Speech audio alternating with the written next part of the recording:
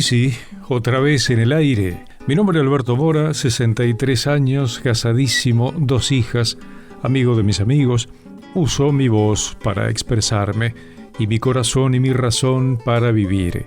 Paciente con los hechos y con los hacedores, y consciente de que nosotros podemos, Dios mediante, hacer de ese sueño y de esas ganas cosas posibles.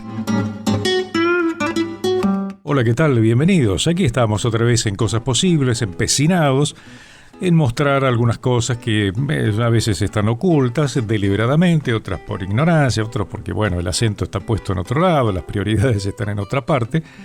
Pero la misión, el trabajo, la dedicación apuntan un poco a eso, a ayudar a pensar. A veces parece como una crítica despiadada a ciertas cosas, pero claro, uno no puede, como es obvio, defender o cuestionar aquello que no conoce. Si yo no sé lo que pasa, ¿cómo puedo ubicarme? Cualquiera puede hacer lo que sea, porque todo el mundo tiene libertad de acción. Bueno, sí, es cierto, pero algunas cosas hacen bien, otras cosas hacen mal. Es un poco la regla, ¿no? Lo que divide las aguas. Es cierto que hay mucho trabajo desde hace mucho tiempo para que uno no distinga claramente qué es lo que está bien y qué es lo que está mal. Incluso en algunos casos se nos plantea que aquello que estaba mal en otro tiempo ahora no está mal. Todo lo contrario, está bien y que habría que potenciarlo, dinamizarlo, acrecentarlo. Y que aquello que está bien, es un punto de vista tuyo. La vida no es tan así. Nos deja bastante más tranquilos saber que hay ciertas cosas que hacen bien y otras que hacen mal, y elegir lo que hace bien, elegir lo que enriquece para uno y para los demás. Si fuera tan que todo es opinable, los padres no podrían hacer absolutamente nada con respecto a la educación de sus hijos, por ejemplo. No le podrían decir, no hagas eso porque hace daño, no comas eso porque hace daño, porque todo tendría que ser de algún modo así de abierto, probá, ¿no? Como la psicogénesis, curiosamente ayer hablaba un poco de eso. ¿Qué es la psicogénesis? Esa idea alocada, trasnochada, que dice desde hace muchas décadas que un niño puede descubrir qué dice en un papel escrito porque se ilumine de alguna manera, descubrir que ahí dice mamá o vaca porque le parece que dice mamá o vaca, no porque le hayan dicho que la M, la A, la M y la A con su sonido característico unido terminen representando a su progenitora. No, es descubrir que esto es así por inspiración, qué sé yo. Es muy loco. De la misma manera, como en algún punto tiene una relación, el bien y el mal, lo que hace bien y lo que hace mal, se nos viene presentando de una manera sucia, despareja, mezclada, ya opinada, ya masticada. Entonces nos compete a cualquiera que pretenda hacer algo bueno buscar información, investigar, buscar buenas fuentes de información, encontrar las palabras y sobre todo tener en claro cuáles son las motivaciones, es decir, ¿para qué digo esto? Desde un micrófono, cualquiera, es comprobable que cualquiera dice lo que se le viene en gana, hoy más que nunca. Cualquiera dice, incluso en la gráfica. La otra vez vi un cartel, un afiche de una marca de ropa, un montón de tiempo lo vi, donde el modelo, lo último que hace es mostrar la marca de la ropa, creo que era un pantalón, y lo que está haciendo es extendiendo su brazo y su mano está todos los dedos en puño, menos su dedo mayor. Se entiende que era lo que estaba haciendo, ¿no? ¿Cuál era el sentido? La verdad que no lo sé. Sí, el sentido es la transgresión, la libertad, qué sé yo. La verdad que es difícil para mucha gente entender por qué para tratar de vender un producto hay que asociarlo con este despropósito o con vulgaridades. O la otra punta, que es decir, yo me compro ese pantalón o ese reloj y voy a ser feliz. Entonces nos vamos comprando todas estas zanahorias. Empezamos a confundir lo que hace bien con lo que hace mal. Es decir, la felicidad no tiene nada que ver con tener un pantalón. Salvo que uno no tenga ninguno, ¿no? Estar vestido. pero ya no entra en la discusión de la publicidad. Y tener tal o cual dispositivo, o comprar, o ir a determinado lado, no tiene que ver con la felicidad verdadera, pero sí con el hedonismo, sí con el disfrute, sí con vivir el momento y nada más, mi ombligo. En algún punto todos terminamos empujados a considerar que la vida es eso, es disfrute. Y bien sabemos, porque la misma vida se ocupa de mostrárnoslo, que la vida no es solo disfrute, que a veces es dolor, que muchas veces es esfuerzo, que muchísimas veces es incomprensión y decepción, pero que hay momentos en los que uno puede claramente divertirse y pasarla bien y encontrarse y tener buenas sensaciones, buenas experiencias de compartir y demás, pero está todo bastante mezclado. Así que un poco la intención de este programa, la pretensión en tal caso del programa, es poner en evidencia algunas cosas y ponderar aquellas que hacen bien en la medida de lo posible a donde uno tiene que apuntar. Porque no todo está perdido, cosas posibles. Che, cabezón, se bajó el gordo, loco. ¿No hacés la gamba mañana para el partido? Ok, dale. No nos vaya a colgar, loco. Esta vez no, porfa.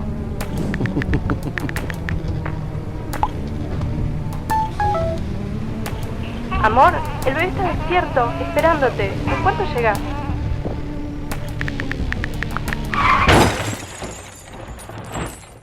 ¿Recibiste el mensaje? El celular al volante mata.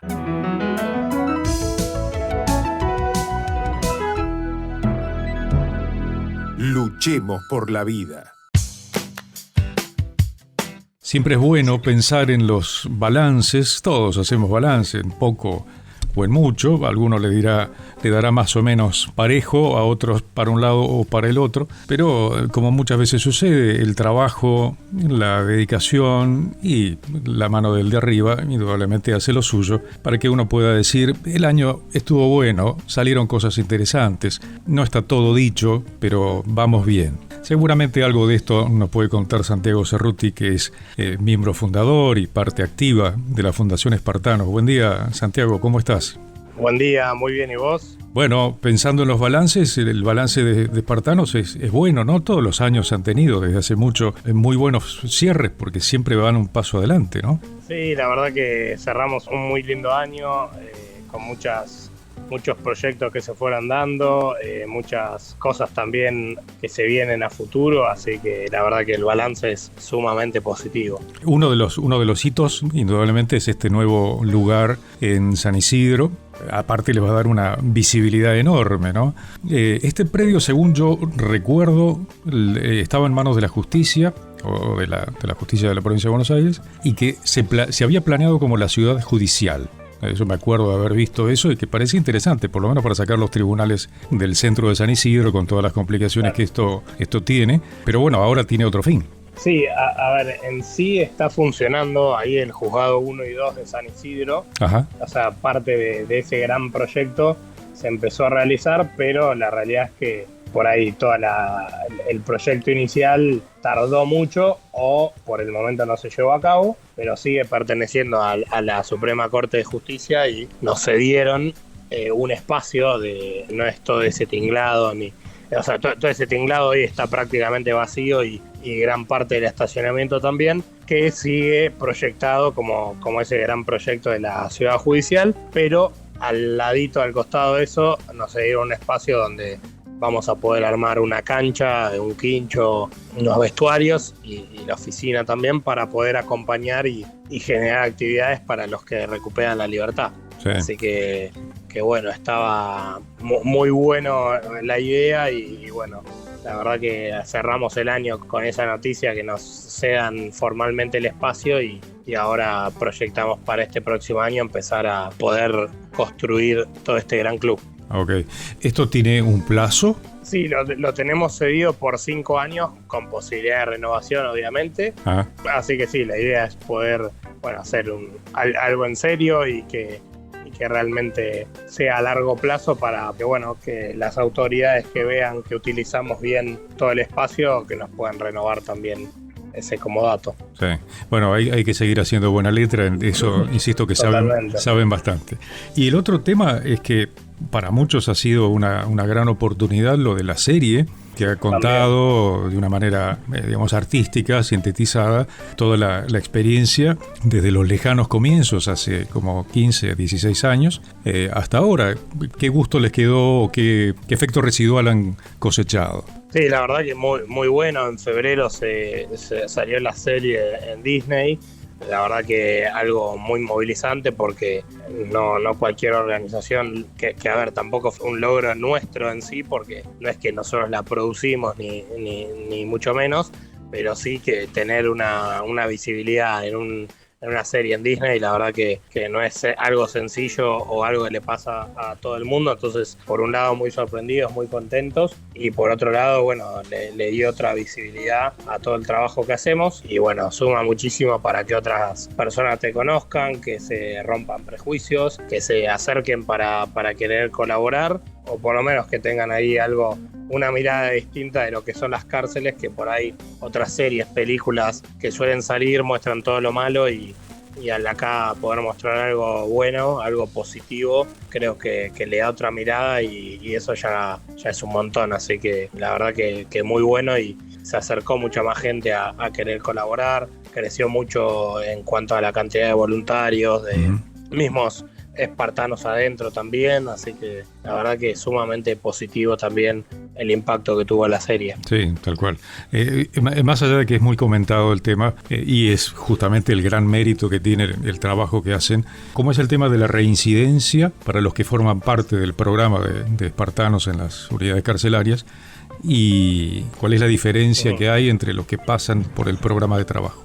Bien, ahí nosotros en la fundación trabajamos con 4 pilares: el rugby, la espiritualidad, la educación y la inserción sociolaboral. Y las personas que pasan por todo nuestro programa integral con los 4 pilares, que recuperan la libertad y también obtienen un empleo y empiezan a trabajar y generan ese cambio concreto, la reincidencia es menor del 5%. Entonces la verdad que tenemos muy buenos resultados en ese sentido. Y por ahí a personas que no participan de un programa como el nuestro o algo similar, y solamente está privado de la libertad y no participa de nada y recupera la libertad, se habla de un 65% o más de reincidencia, porque bueno, probablemente esa persona continúa en el delito o se le complique mucho más por no haber tenido herramientas salir de lo que lo llevó al penal. Claro. Estoy pensando que una de las cosas que debe ocurrir es que, como ha tenido tanta visibilidad y sigue teniendo y seguirá teniendo tanta visibilidad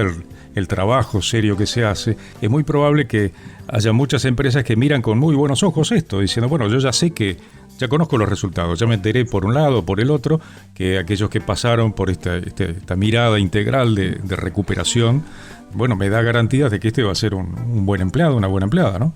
Sí, totalmente. Empiezan a confiar, algo que por ahí antes no lo tenían en cartera, sumar gente que había estado privada de la libertad, lo empiezan a tener ahí en mente, lo empiezan a hablar por ahí internamente y terminan accediendo a poder sumar algún empleado o empleada que provenga de espartanos. Y la verdad que bueno, los resultados, nosotros trabajamos mucho para todos los que vienen, ¿no? Entonces el espartano o la espartana que por ahí tiene una oportunidad en alguna empresa, cuida mucho eso, primero por esa persona, por su familia, y después por todos los que vienen atrás.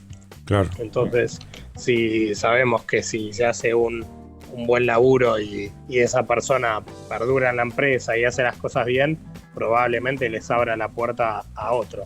Y de no ser así, les cierra las puertas a muchos más que podrían llegar a venir en un futuro.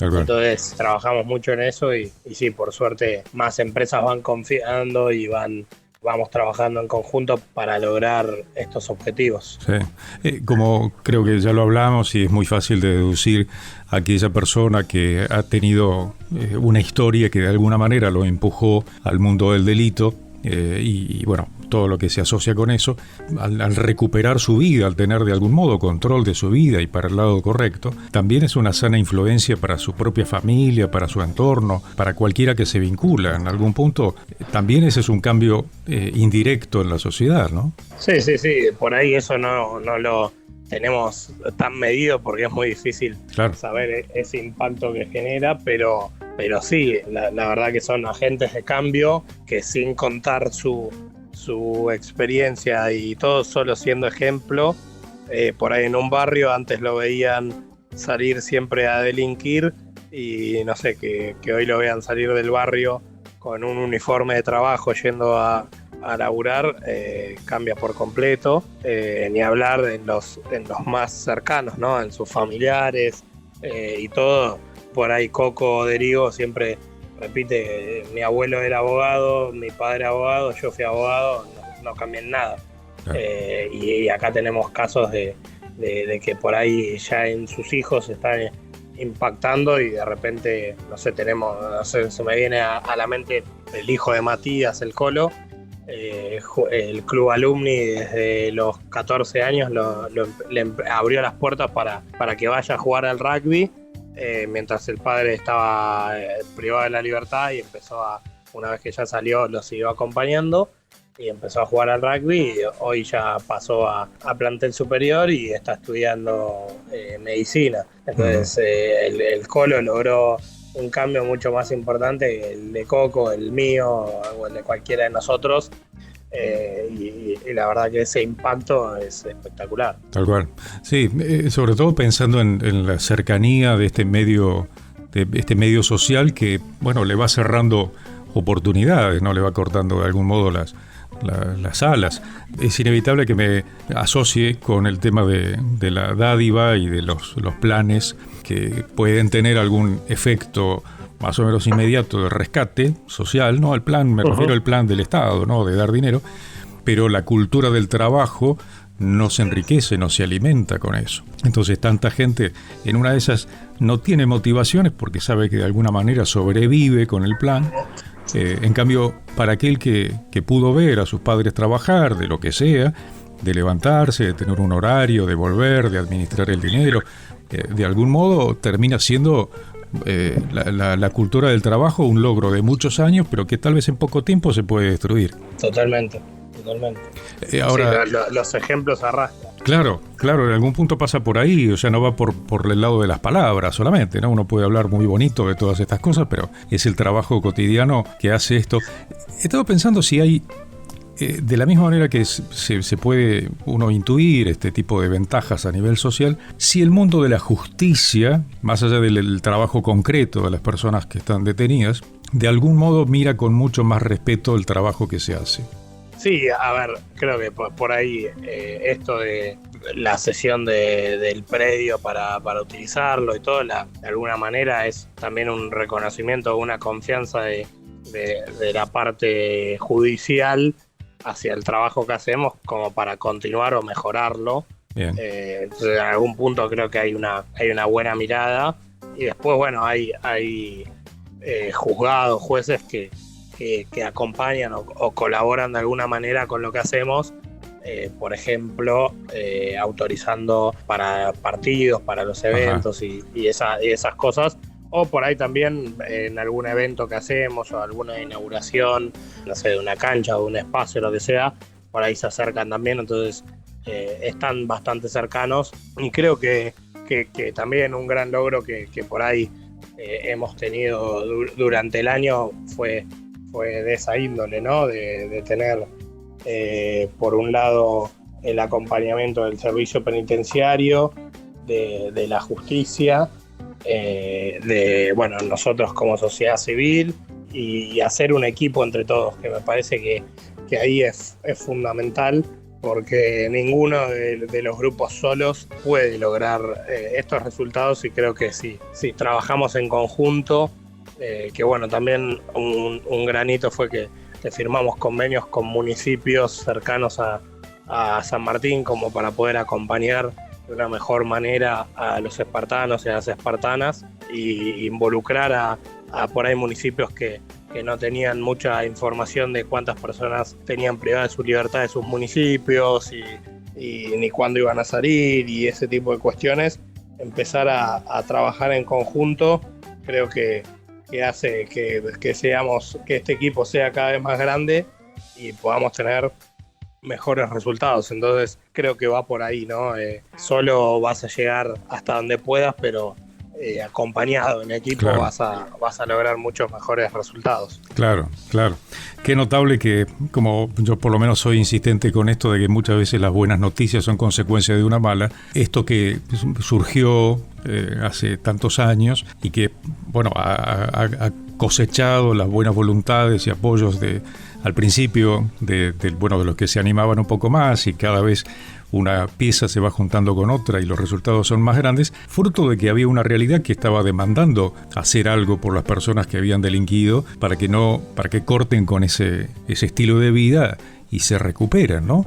En algún punto, esta genial noticia de lo que hace Espartanos por la sociedad, más directamente, más indirectamente, es fruto de que en algún momento algo había que hacer, ¿no? Sí, tal cual. Ahí dentro del penal hay personas que obviamente cometieron un error y bueno, hay que ver los puntos de partida distintos. Nadie quita que esté mal lo que hayan hecho, pero algo hay que hacer para que puedan salir mejor y ahí nos beneficiamos todos. Así que me parece que es por ahí.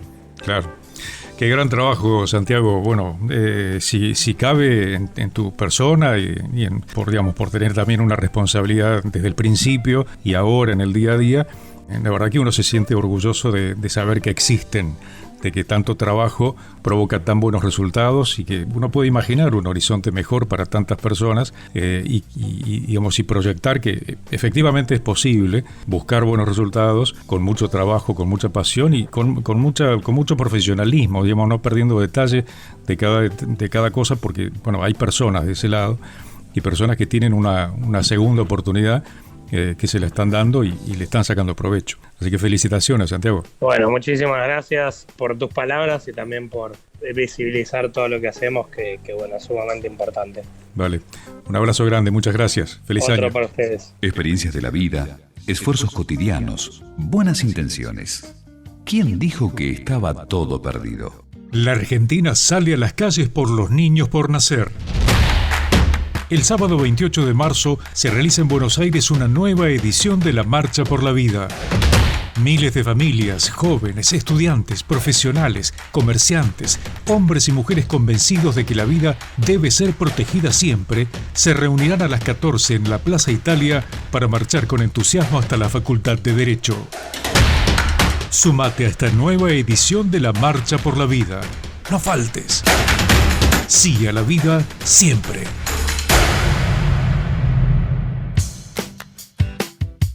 Muchas gracias a todos aquellos que se acuerdan, que lo tienen agendado, el camino de Mercado Pago, cosas.posibles.mp, para ser parte de este desafío de Cosas Posibles en todos los formatos en los que nos presentamos. Esto es sumamente valioso, encontrar que es muy emocionante también encontrar que uno está en la agenda de otros que se acuerdan, utilizan este camino de colaboración y son parte, son socios.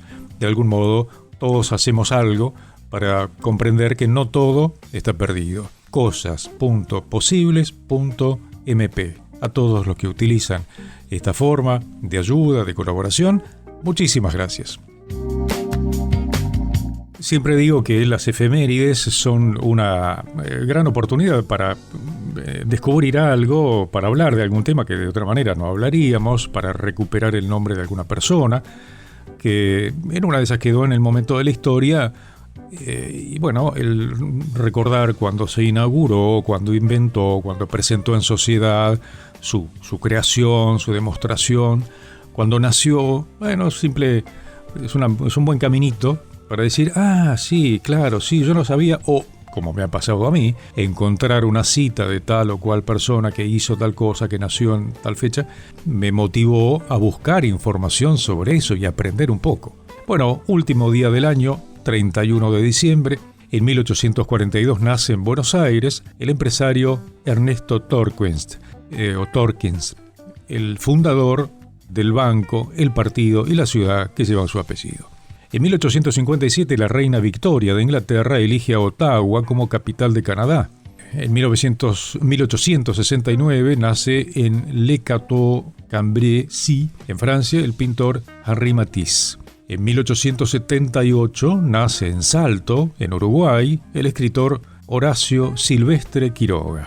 A mí siempre me provocó una atracción muy particular, Horacio Quiroga. Sus cuentos de amor, de locura y de muerte, los cuentos de la selva, la fantasía, eso trágico, y además conocer de su vida, que también tiene mucho de trágico, el hecho de que se haya conocido, dicen, con Edgar Allan Poe.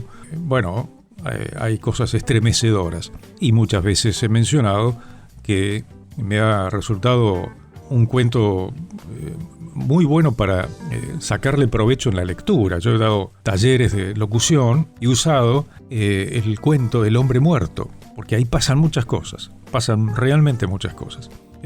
Y es apasionante. El cuento es realmente increíble, muy bueno. Es muy conocido, ¿no? Mucha gente conoce la gallina degollada, hay otro bastante conocido también, pero ese del hombre muerto a mí siempre me apasionó, y por eso lo uso como un camino para los talleres. Bueno, hablando de otra gente, en 1879 Thomas Edison hace su demostración pública de la lámpara incandescente en los Estados Unidos, obviamente. En 1894 nace la actriz polaca Pola Negri, se llamaba Bárbara Apolonia Chalupiec. En 1902 muere a los 62 años el pintor Cándido López, conocido por ser un pintor con una mano. Había perdido una mano justamente en su participación en la guerra, y es famoso por haber pintado cuadros con escenas de la guerra de la Triple Alianza con enorme detalle. En 1911 nace en Buenos Aires la cantante Amanda Ledesma. Se llamaba Josefina Rubianes Alzuri. En 1913, a la medianoche, se pone en marcha el reloj floral de la Plaza Mitre de San Isidro, famoso, durante muchos años mal cuidado, pero es un ícono de la Plaza Mitre frente a la Catedral de San Isidro, y que tiene, por supuesto, una relación muy estrecha con una empresa muy conocida, empresa familiar, sigue siendo una empresa familiar, de Storelli, ¿no? La familia de Storelli tiene que ver con ese reloj que tuvo la motivación del abuelo o bisabuelo sería. En 1921 nace en Filadelfia, en Estados Unidos de América, el tenor Mario Lanza. No se llamaba Mario ni Lanza, se llamaba Alfredo Arnoldo Cocozza.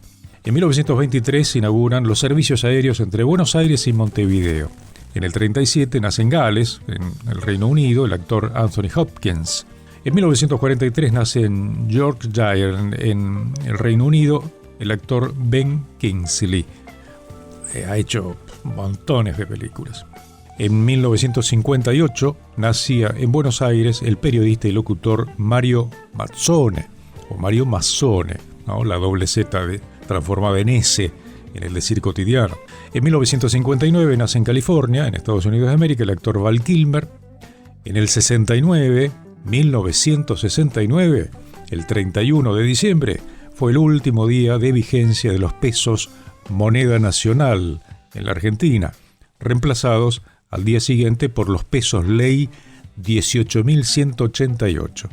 Es un aniversario de la muerte en el 2015 de la cantante estadounidense Natalie Cole, murió a los 65, y en el 2022 moría a los 95 el Papa Benedicto XVI, Joseph Ratzinger. Ejerció el papado desde abril del 2005 hasta el 28 de febrero del 2013. Participó del Concilio Vaticano II, fue arzobispo, cardenal, prefecto de la Congregación para la Doctrina de la Fe. Si uno se pone a pensar de Ratzinger a Fernández, ¿qué nos pasó, no? Y decano del Colegio Cardenalicio. Hablaba 10 idiomas, leía en griego antiguo, en hebreo por supuesto.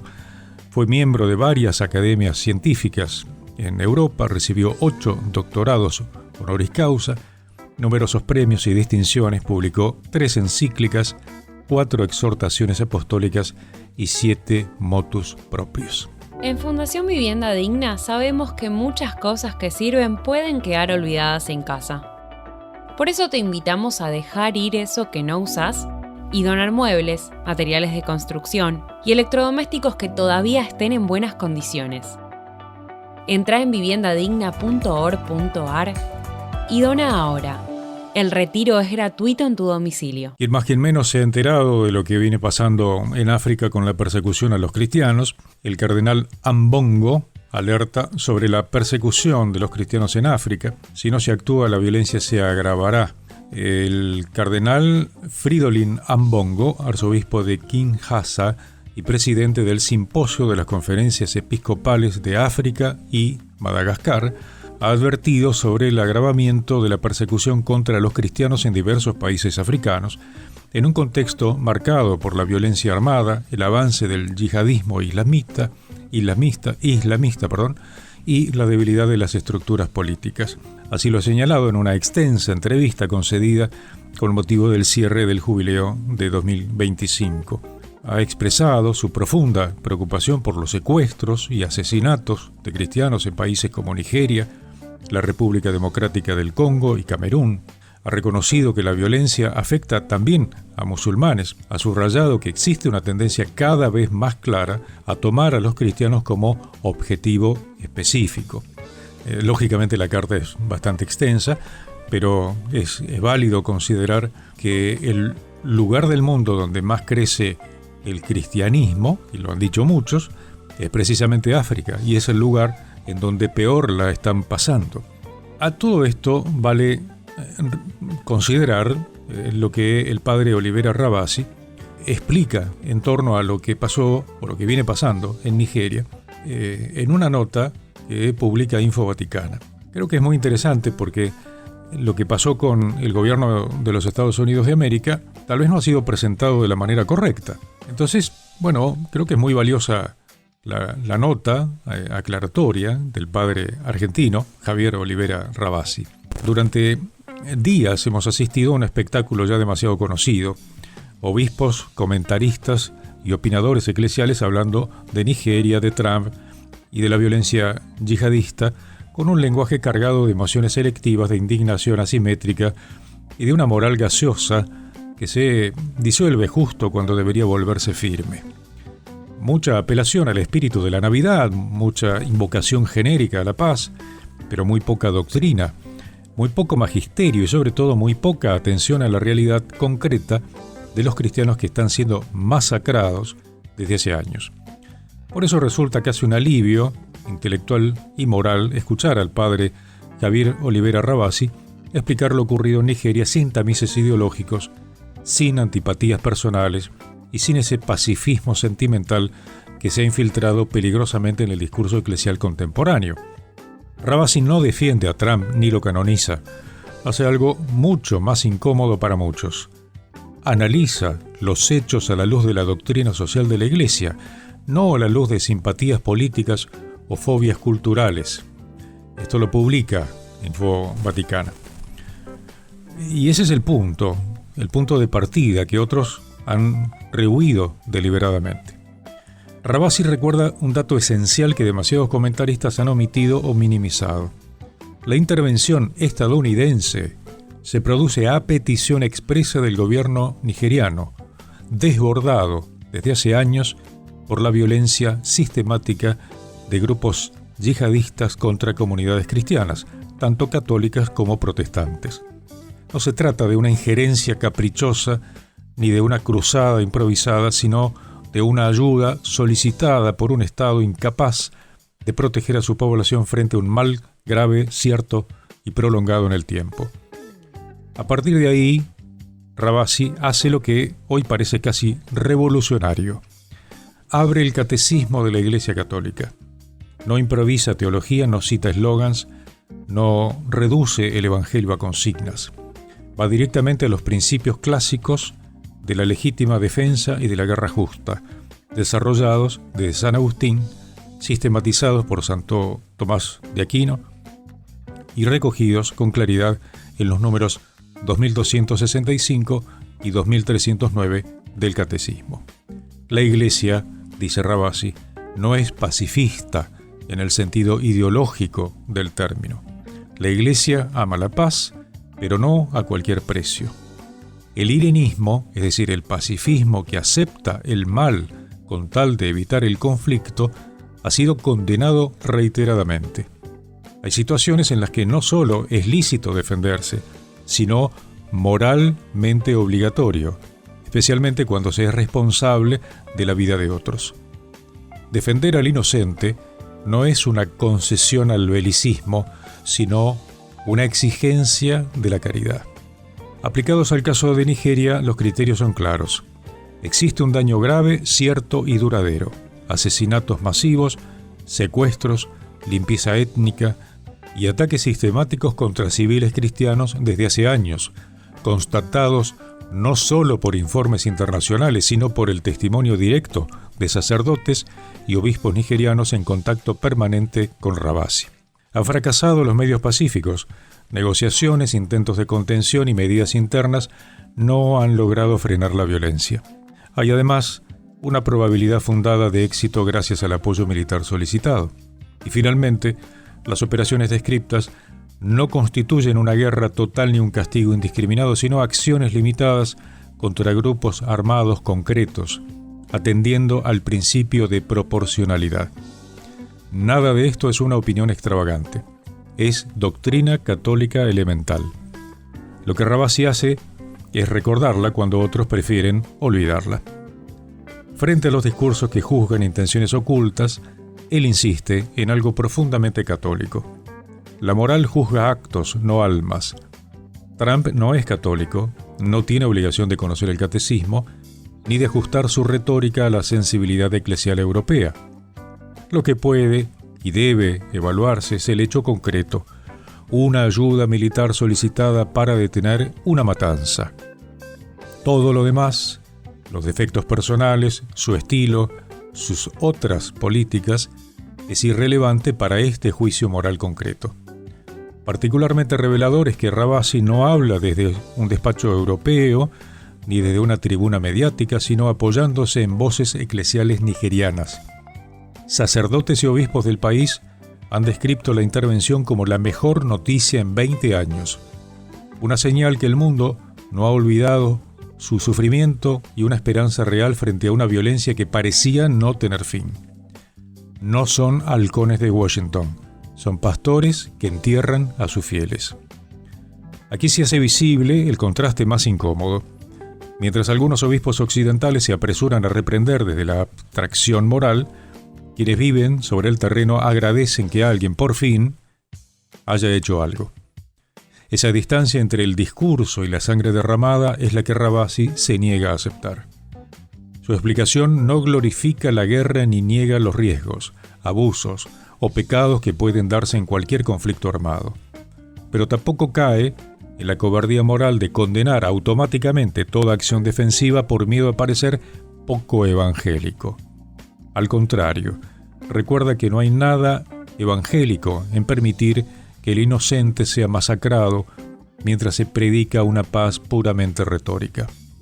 Por eso, la intervención de Olivera Rabasi destaca tanto en medio del ruido, no porque sea estridente, sino porque es sobria, no porque sea partidista, sino porque es doctrinal, no porque busque aplauso ideológico, sino porque se somete con humildad y claridad a lo que la Iglesia realmente enseña. En tiempos de confusión moral, escuchar a un sacerdote que razona, con el catecismo en la mano y con los ojos puestos en las víctimas reales, es sencillamente un acto de higiene intelectual y quizá también de justicia cristiana.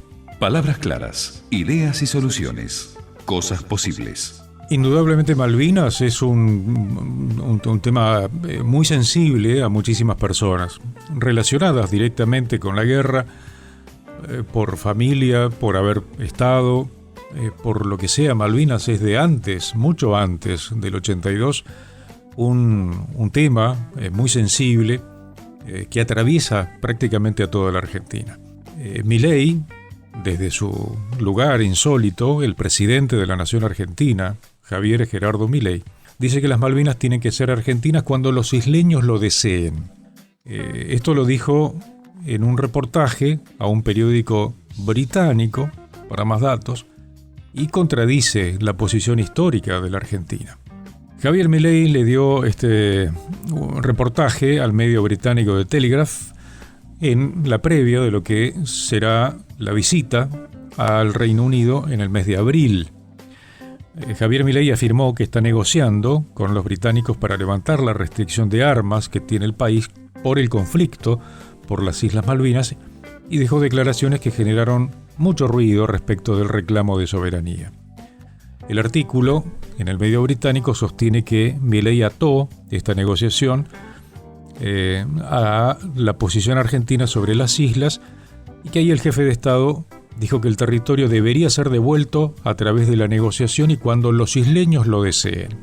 Una declaración que contradice la postura histórica de la Argentina, que no considera el deseo de los kelpers como un argumento legítimo, dado que se trata de una población implantada por el enemigo, por el imperio usurpador. Luego de decir esto, Milei de algún modo retrocede en la nota y plantea que nunca la Argentina renunciará al reclamo de soberanía sobre las islas, que eso no es negociable. Perversamente, algunos medios han tomado esto y no lo otro, es decir, por tratar de congraciarse con el gobierno nacional, han soslayado este aspecto que no es la primera vez que se menciona, de que se tenga en cuenta la opinión de los habitantes de las islas, que indudablemente en su mayoría tienen un sentir británico, responden al imperio, a la corona. Consideró Milei que tener relaciones pobres entre ambos países por la causa Malvinas genera el riesgo de disminuir las transacciones culturales y económicas, cuando no el tema económico, ¿no? Para Milei. Un exfuncionario de la Cancillería dijo que nosotros siempre hemos sostenido históricamente que no se puede normalizar las relaciones bilaterales con el Reino Unido mientras siga la ocupación de las islas, y mucho menos avanzar en cooperación en materia de defensa. Es muy grave porque encima es aceptar al Reino Unido como proveedor de seguridad. Es de locos lo que se dice, por un lado, que la soberanía no es negociable y por otro, volver a poner como un camino de solución los deseos de los isleños. Lo otro que afirma sobre conversaciones por el levantamiento al veto británico a la compra de armas ya fue desmentido por el Foreign Office, dijo este funcionario. Bueno, para el gobierno de Milei el tema Malvinas ha causado no pocos dolores de cabeza. Con voces han dicho cosas, han retrocedido, por lo menos han tratado de tapar. Evidentemente es una manifestación más de la oscilación del gobierno de Milei en torno a muchos temas, ¿no? ¿Quién puede tener tan poca memoria de las cosas que dijo hace muy poco tiempo, cuando era un personaje extraño, apareciendo en radios y apareciendo totalmente desquiciado, gritando, insultando en radios de Buenos Aires, o diciendo locuras o mostrando, ser un personaje realmente de atar a este? ¿Cuál es la diferencia? Y a veces modifica las formas, pero indudablemente algunos parámetros no han cambiado. Obviamente, como ya fue mencionado por muchos, el libro que le he regalado a cada uno de los miembros del gabinete cuando organizó la semana pasada un asado como fin de año, es realmente preocupante, ¿no? Todos los contenidos que han salido a destacarse. Yo, por supuesto, no he leído el libro como la mayoría de la gente, pero todo el mundo se ha ocupado, muchos medios, muchos periodistas se han ocupado de destacar contenidos de ese libro que realmente son de terror, porque si ese es el vademecum de la manera en la que se gobierna, algunas cosas, algunas medidas, algunas acciones de gobierno, algunos proyectos de ley, cierran con eso realmente temerario, en una Argentina con más desempleo, realmente difícil, ¿no? Por un lado la realidad y por otro lado proyectos que no tienen un costado positivo. Cada palabra tiene valor, cada valor necesita lugar, cada lugar tiene cosas posibles. Un dato para tener en cuenta, estamos ya, falta cada vez menos tiempo para la próxima Marcha por la Vida que va a ocurrir en distintos lugares de la Argentina y que reúne a familias, a jóvenes, organizaciones que trabajan en la defensa de la vida por nacer, en defensa de la mujer, protección de la mujer y la familia, con, en algunos casos, concentraciones, se juntan en algún lado las personas, y en otros casos es una marcha, una caminata muy entusiasta, apolítica. Lo importante es que es una marcha civil entre muchas personas que consideran que la vida debe ser defendida desde la concepción, como dice la Constitución Nacional, como dice el Código Civil y Comercial vigente, como dicen las normas, menos lo que dice una ley que ha empujado la barbarie del aborto en la Argentina. Independientemente de esto, hay muchas maneras, fuera del aborto a demanda, en las que la vida se pone como un valor de cambio, ¿no? Hemos mencionado muchas veces el tema de la inseminación o la fecundación asistida, la fertilización asistida, que implica aborto, eugenesia, lo que está dando vueltas con respecto a la eutanasia, que muchos pensamos que va a salir muy fácilmente, sin demasiada oposición de parte de la sociedad, porque algunos confunden, digamos, con poca información y en algunos casos mucha ideología, la humanidad, la caridad, con esto de liquidar al abuelo, ¿no? o al enfermo. Es una verdadera locura, ¿no? Lo que está dando vueltas como proyectos, hay como 5 en el Congreso. Y no podemos tener demasiada certeza de lo que va a hacer el gobierno nacional con respecto a esto, ¿no? Evidentemente tiene la cabeza puesta en otro lado, lo que ha hecho con respecto a las personas con discapacidad sería una demostración de que, bueno, no van a mover un dedo para impedir una ley de eutanasia. Así que todo lo contrario, diría. Pero bueno, volviendo al punto, la Marcha por la Vida va a ser el 28 de marzo. En Buenos Aires, el punto de reunión será, como desde el año 2018, la Plaza Italia, en Palermo, ahí a las puertas de lo que era el zoológico, la rural. Después se camina por la avenida Sarmiento y la avenida del Libertador hasta la Plaza Rubén Darío. Hay cánticos, hay banderas argentinas, muchas. Es una verdadera fiesta a la que asisten muchas personas con mucho entusiasmo, poniendo en evidencia que importa, la vida de los niños importa, la vida de las mujeres, la protección de las mujeres y la familia como fue concebida naturalmente. Bueno, todo eso, y aquel que quiere incluir a la eutanasia y en contra de la ideología de género está en todo su derecho, porque obviamente son atentados contra la vida y la dignidad de las personas. Esto es a las 14 del sábado 28 de marzo, ahí estaremos como siempre. Esta es la marcha número 11, la única intención es juntarse, caminar, sumarse en la Plaza Italia, en cualquier parte del trayecto, y compartir un tiempo de reflexión en el escenario. Habrá algún orador breve, habrá algo de música, y uno tendrá la misión de tratar de reflejar esto y que más gente lo conozca, que más gente descubra que para millones de personas en la Argentina hay una postura muy clara. La vida se defiende desde la concepción y hasta la muerte natural. Cosas posibles. Hacer balance indudablemente tiene sus riesgos, porque a veces uno tiene que andar revolviendo las cosas que pasaron y se da cuenta de algunas cosas, las pone sobre la mesa y diciendo, bueno, la verdad que estuvo complicado. Un año pasa muy rápido, nos ha pasado muy rápido. Personalmente, algunos saben, yo he pasado por un infarto, otro más, había uno de hace 17 años y algunas cuestiones familiares que también algunos conocen respecto de la salud de una de mis hijas, que gracias a Dios se está llevando con mucha altura y con digamos, buenos resultados a nivel de tratamiento médico, con muchísima gente rezando por ella, con cadenas de oración, con gente que no la conoce, pero bueno, tiene la gentileza de apreciarme o apreciar mi trabajo, entonces también han rezado por ella como si la conocieran de toda la vida, preguntan, y eso es realmente muy, muy grato. Así que entre la tarea de los médicos y los rezos, los resultados se están dando muy a la vista. Así que esperemos que se termine el tratamiento y todo sea como como uno espera. Hay que seguir. Y lógicamente, como a todo el mundo, me han pasado distintas situaciones, que algunas tienen que ver con trabajo, con dinero, con proyectos, con aciertos. Algunas cosas se han podido ordenar, otras, bueno, no puedo contar los detalles porque no es mi manera, pero he tenido grandes decepciones también con gente que la verdad que no imaginaba que se pudieran portar tan mal, pero bueno, tampoco puede ser algo propio simplemente del año 2025. A lo largo de la vida estas cosas suceden.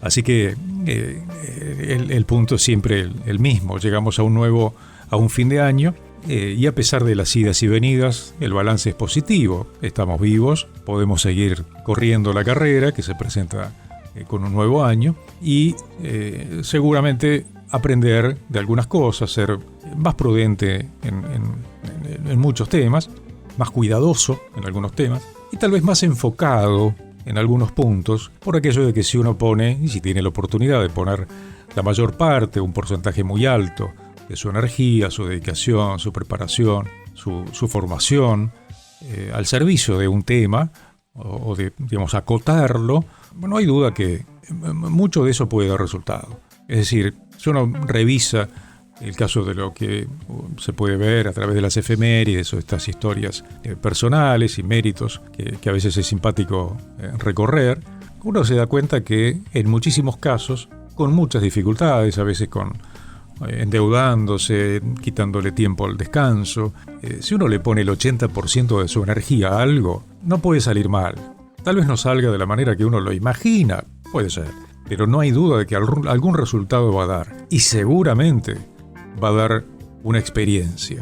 1000 intentos y un invento, decía García Ferré. Bueno, por ahí pasa un poco.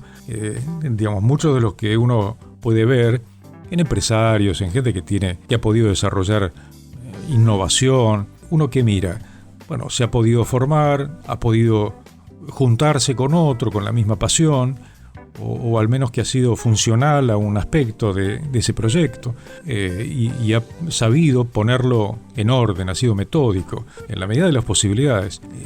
Ha dormido menos y le ha pasado mal, ha tenido fracasos, pequeños fracasos, pero sabe que está en línea, sabe que está en camino. Y eso, tarde o temprano, da resultados. Así que la mejor manera de pensar en un año que se inicia es considerar, he aprendido en este último año, en los últimos 10, un montón de cosas. Me salen mejor, me salen más fáciles algunas cosas. Ya sé de qué se trata. Bueno, puedo enfocarme un poco mejor. En la medida de lo posible, tratar de ser más prolijo en las cosas que uno sabe que le hacen bien. Sí, ser más metódico en esto del trabajo, desafíos, ideas o motivaciones, está bien. Lo otro es no abandonar la pieza fundamental de la vida de cualquier persona, que es la familia. Si hay algo que suturar, algo que coser, algo que reparar, bueno, habrá que tragar saliva y encontrar la manera de estar atento y entender que podemos no ser iguales, podemos no llevarnos de un modo impecable, pero siempre hay algo que tal vez es la plantita que está germinando o que uno puede hacer germinar, que es en lo que nos llevamos bien, en lo que funcionamos, y el resto dejarlo de lado. No hay cosa más importante en la historia personal que la familia.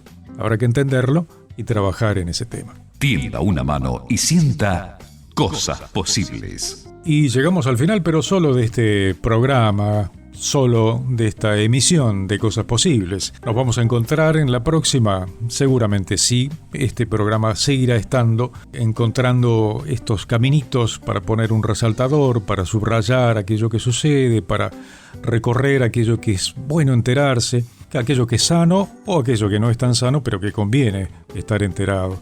Y por supuesto, con los mejores deseos de que el 2026 nos permita desarrollarnos, subsistir, emprender y seguir viviendo esta maravilla de saber que no todo está perdido, de que todavía hay cosas posibles.